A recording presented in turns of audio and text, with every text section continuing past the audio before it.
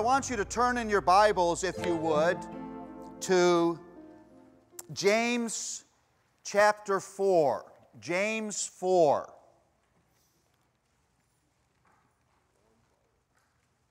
Because this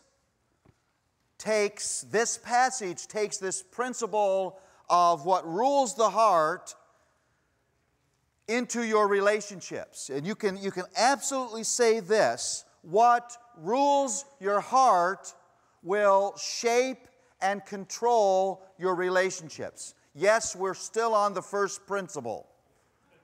We will move beyond this principle, believe it or not, but we're still on this first principle. This is the foundation of everything we're going to look at as we consider this important relationship of marriage.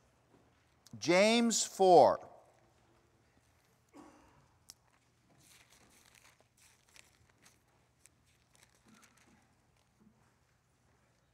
Turn there.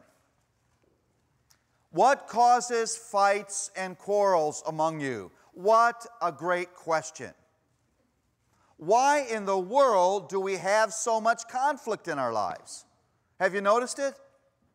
I mean, how many of you have lived a conflict-free 2008? Last month. Last week, no instance of impatience or irritation. Yesterday, not one moment of impatience with somebody in your life. Today? It's amazing. Somebody raised their hand, but their spouse was going like this. So, we know that wasn't true. And you know, think about it, it doesn't take very much. Let's say it's late at night and you're shutting down the house for the evening, and you go into the kitchen to turn off the kitchen lights, and you notice on the counter is a nice, fresh, plump bagel. And it's well wrapped. You touch it, it's still soft. And you name that in your mind as your breakfast. That's what I'll have for breakfast. Be real quick. I can toast that baby quickly, cup of coffee, I'm out of here. That night you go to bed with bagelistic dreams. You awake in the throes of your own bagelism. You're getting ready and you're thinking about that bagel. You're thinking about how quick your breakfast is going to be. And you go downstairs, you open the door to the kitchen, you look at that counter. And you can't believe it. Get the pronoun, your bagel is gone. And you can feel the emotional temperature change. And without stepping a step, you begin to yell, "Who ate my bagel?" As if it's the crime of the century. Now don't sit there and act like you don't know what I'm talking about. You do.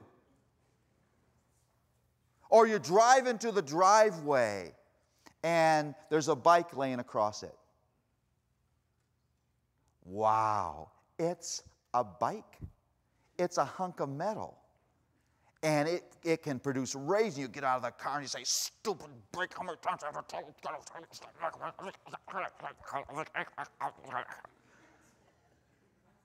It's a bike.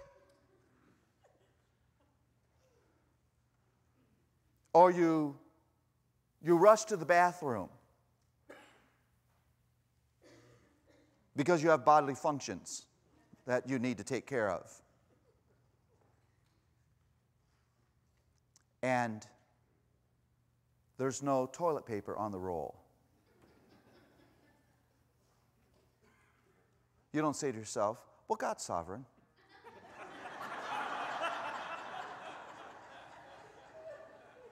He's obviously planned this moment for me. I don't know what He wants to teach me,